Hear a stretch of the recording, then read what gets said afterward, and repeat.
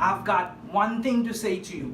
If you think this video is not important for you, well, I have one thing to say to you, that this is 2020 and if you think you need money or capital to start a business, well, you're too wrong. And today we have got 5 tips for small businesses on how they can crush it. So number one, what it is? Number one is product or service. Just remember that your product and service needs to be top notch. There are 3 types of categorization that we can take any business into. Number 1, whether you're selling a product. Number 2, whether you're selling a service.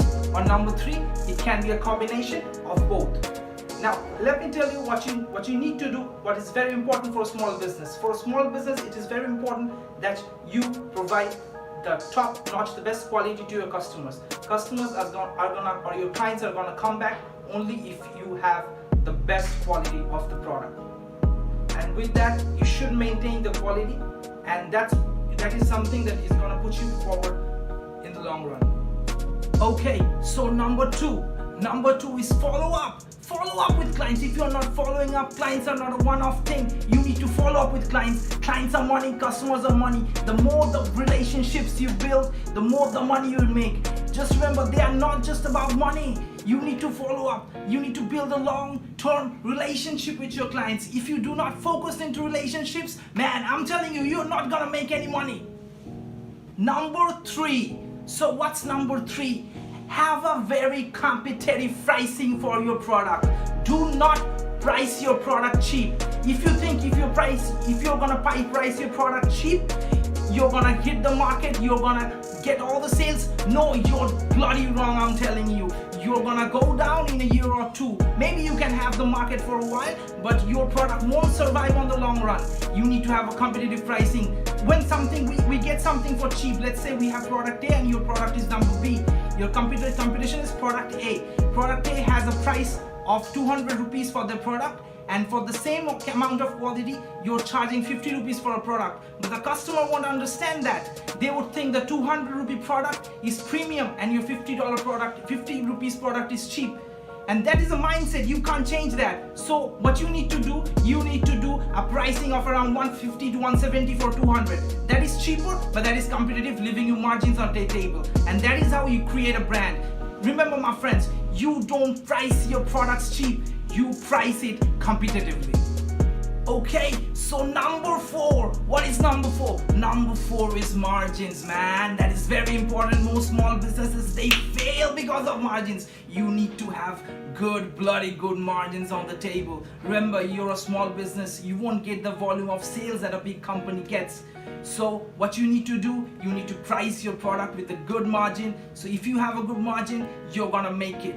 Just remember, you won't get the volume of sales just because you won't have the marketing budget, you won't have the thing to spread it across the whole country or the whole world. So you'll have a limited budget, so you'll have a limited market. That's obvious. So how do you survive? You take a good margin from each sale, and that's how you survive. So remember, this is not a bloody charity. This is a fucking business, and you need to run it like a business. Okay, so number 5. Number 5 is very interesting to me. Number 5 is hiring a team. I'm not really a team person, but I'm not really against teams. But what I personally believe, since you're a small business, hiring someone will still fall into expenses, so you need to be careful on that. And only hire a team or hire someone, anyone if you are going to hire. Just remember that person should be beneficial to your business, and that person should possess a skill set that you do not have. So you need to keep those things in mind before hiring someone. And remember, if you have those skill sets and you can do it on your own, then go out and do it on your own. You don't need to hire people. If you are working maybe around 15 hours, 16 hours, 18 hours a day, you do not have time, then you can hire people. But if you're just working 5-6 hours and you're still going out hiring people of the same skill set that you have, you don't run a business like that. That's stupid. You do it on your own. Remember, the less expenses, the more the money you make. And here we're going to make money. Number 6, learning. Now this is very interesting. As an entrepreneur, as a whole, as a human being, as a person, you need to learn one skill, just one skill every year. year. Now you must be thinking, man, I've got all those skills. Why do I need to learn a skill every damn year? Well, I'm gonna tell you you're wrong. You need to learn more skills by the year. The more the skills you learn, or the more the skills you learn, the more the money you'll make. Anything that you learn, you can monetize in your business or in a different venture that you're gonna make. So learn a new skill every damn year. So number 7.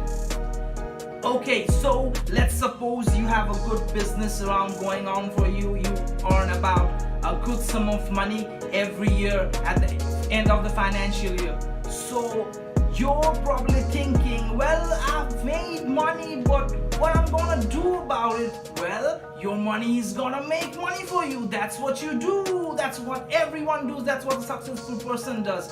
So just do not go out and buy a smartphone or buy a car. Well, I'm telling you, that's stupid. Just invest in financial schemes, invest in projects, invest in your business, invest in yourself. Remember, your money is gonna make you money.